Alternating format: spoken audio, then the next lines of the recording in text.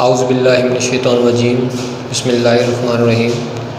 Dear students, मैं हूं आपका टीचर नवीद नूर और आज एक जो है नए लेक्चर के साथ आपके सामने हाज़िर हैं। जैसा कि आपको पता है कि लास्ट लेक्चर में हमने अपना चैप्टर नंबर 2 जो था एसिड्स, बेसिस और सॉल्ट्स को कंप्लीट कर लिया था।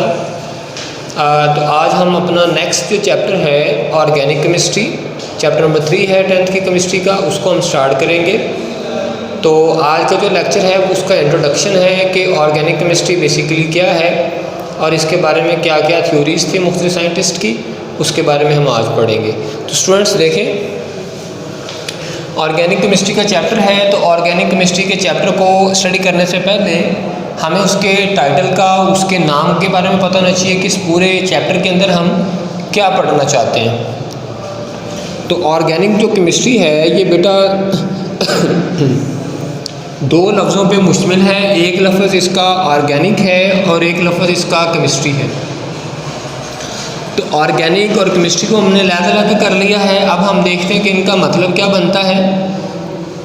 ऑर्गेनिक से जो है वो हम ऑर्गन से कंसीडर करते हैं कि ऑर्गन से ये ड्राइव है, और केमिस्ट्री मतलब केमिकल कंपाउंड की जो है वो हम स्टडी करते हैं। केमिकल कंपाउंड्स की जो हम स्टडी करते हैं वो केमिस्ट्री के अंदर करते हैं।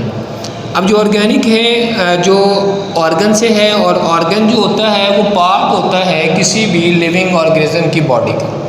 कोई जानदार है, कोई जानवर है, कोई पौधे हैं, कोई एक्वेटिक एनिमल है, मतलब समंदरों में पानियों में रहने वाले जानवर हैं, कीड़े मकोड़े हैं, विच टाइप ऑफ एनिमल, किसी भी तरह के एनिमल को जब आप देखते हैं तो उसकी बॉडी का कोई भी पार्ट जो कहलाता है वो उसका ऑर्गन कहलाता है। और हर जानदार किसी भी तरह का हो, किसी भी स्पीशीज से ताल्लुक़ रखता हो, वो जो है उसकी जो बॉडी है वो उसके बेसिक एलिमेंट होते हैं कि वो किस से मिलकर कंस्ट्रक्ट हुई है। जैसे कि बिल्डिंग को बनाने के लिए हमारे पास बेसिक एलिमेंट रेत और ईंटें हैं, इसी तरह हमारी बॉडी को, जानवरों की बॉडी को बनाने के लिए जो बेसिक एलिमेंट होते हैं वो 3 हैं। हाइड्रोजन है, ऑक्सीजन है, कार्बन है। हाइड्रोजन, ऑक्सीजन, कार्बन, ये तमाम जो एनिमल्स हैं, पौधे, दरख्त, समंदर में पाए जाने वाले कीड़े मकोड़े, मछलियाँ, इंसान, जानवर, परिंदे, हर एक की बॉडी जो है उसके बेसिक एलिमेंट जो कार्बन, हाइड्रोजन, ऑक्सीजन है। तो स्टूडेंट्स, क्योंकि जो ऑर्गन है वो ऑर्गेनिज्म की बॉडी का पार्ट है, जिसलिए आपको पता है कि ये लाइफ से भी ड्राइव है। कि ऑर्गेनिक से मुराद लाइफ भी लिया जाता है, और लाइफ जानदारों की होती है, लिविंग ऑर्गेनिजम्स की होती है। ठीक है स्टूडेंट्स, तो ये जो बेसिक एलिमेंट हैं तो इसी की स्टडी हम जो है वो ऑर्गेनिक केमिस्ट्री में करते हैं। तो हाइड्रोजन और कार्बन, जब हाइड्रोजन और कार्बन और ऑक्सीजन की स्टडी हम केमिस्ट्री में करेंगे तो ये ऑर्गेनिक केमिस्ट्री बन जाता है। तो ऑर्गेनिक केमिस्ट्री की अब हम डेफिनेशन को देखते हैं कि डेफिनेशन क्या है कि in which study of hydrocarbons and their derivatives is called organic chemistry. Hydrocarbon क्या है? ये भी दो लफ्ज़ों से मिलकर बना हुआ है, एक हाइड्रोजन और दूसरा है कार्बन। एक हाइड्रोजन और दूसरा है कार्बन। जब आप इनको दोनों को इकट्ठा लिखेंगे तो वो हाइड्रोकार्बन कहलाएंगे। और इनके आगे जो कंपाउंड हैं उनकी भी स्टडी हम कहाँ करते हैं? ऑर्गेनिक केमिस्ट्री के अंदर करते हैं। तो ये तो ऑर्गेनिक केमिस्ट्री के बारे में स्टूडेंट्स हो गया। लेकिन अब सबसे पहले ऑर्गेनिक केमिस्ट्री का जो कंसेप्ट था वो क्या था? 1828 से पहले जितने भी साइंटिस्ट थे उनका ये नज़रिया था कि जो ऑर्गेनिक कंपाउंड हैं उनको हम लेबॉर्ट्रीज़ के अंदर प्रिपेयर नहीं कर सकते, लेबॉर्ट्री में नहीं बनाया जा सकता। उनको ऑर्गेनिक कंपाउंड को हासिल करने का जो वाहिद सोर्स था वो एनिमल्स थे या प्लांट्स थे। उनके ज़रिए हम ऑर्गेनिक केमिस्ट्री में स्टडी करने वाले कंपाउंड्स को बनाते थे।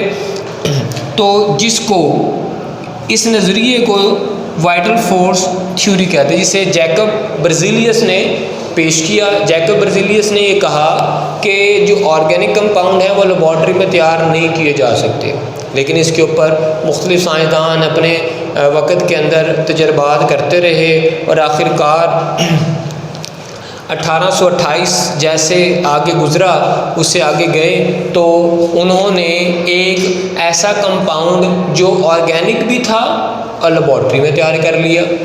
तो जब लेबॉर्ट्री में पहला ऑर्गेनिक कंपाउंड तैयार हुआ, इससे क्या हुआ, जो वाइटल फोर्स थ्योरी थी एक ऐसी फोर्स थी जिसमें ऑर्गेनिक कंपाउंड को सिर्फ जो था एनिमल्स या प्लांट से ऑब्टेन किया जाता था उसकी नफ़ी हो गई, उसको रद्द कर दिया गया। कि भाई वाइटल फोर्स थ्योरी से मुराद सिर्फ ये नहीं है कि आप प्लांट से या एनिमल से ऑर्गेनिक कंपाउंड को हासिल करें, ऑर्गेनिक कंपाउंड जो हैं वो लेबॉर्ट्री में भी तैयार किए जा सकते। तो 1828 में वॉलर एक साइंटिस्ट था, तो वॉलर ने पहला जो ऑर्गेनिक कंपाउंड था उसको लेबॉर्ट्री में तैयार किया। और लेबॉर्ट्री में कैसे तैयार किया, उसने अमोनियम साइनाइड कंपाउंड है, जब उसको लेबॉर्ट्री में गर्म किया तो उसके गर्म करने के नतीजे में उसको यूरिया हासिल हुआ।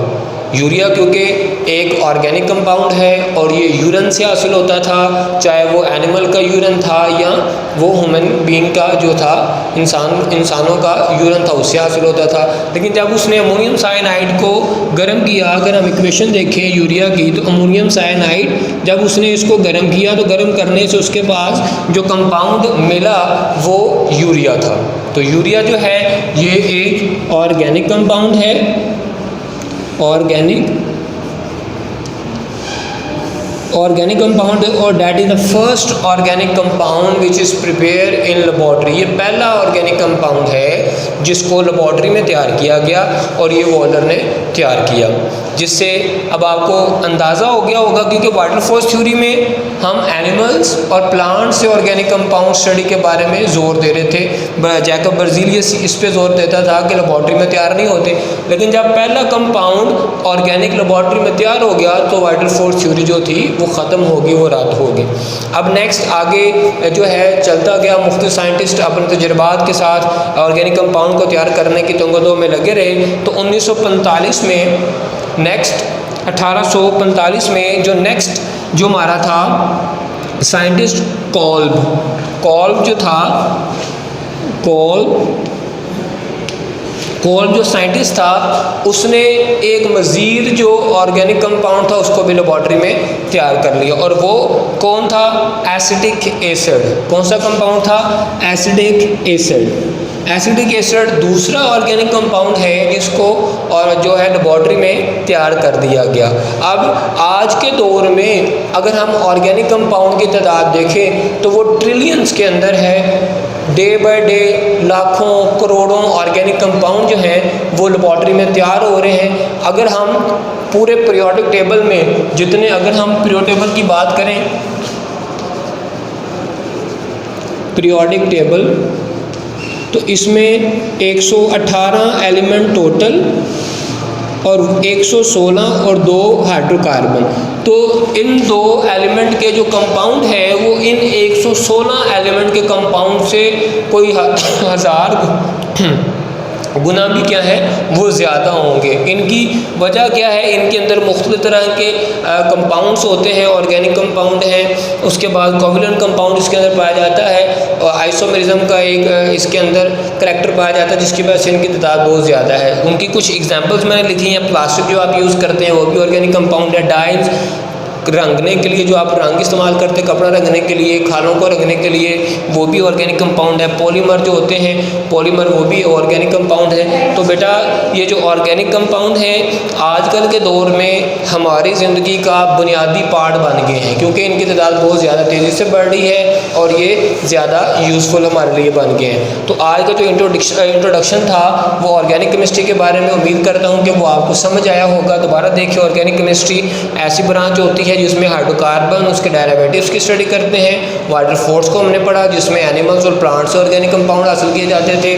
वॉलर ने ऑर्गेनिक कंपाउंड को लेबॉर्ट्री में बनाया, वाइटल फोर्स थ्योरी ख़त्म होगी। उसके बाद दूसरा कंपाउंड जो 1845 में कॉल्ब ने बनाया, एसिटिक एसिड, उससे भी वाइटल फोर्स थ्योरी बिल्कुल जो था वो कमज़ोर पड़ गई।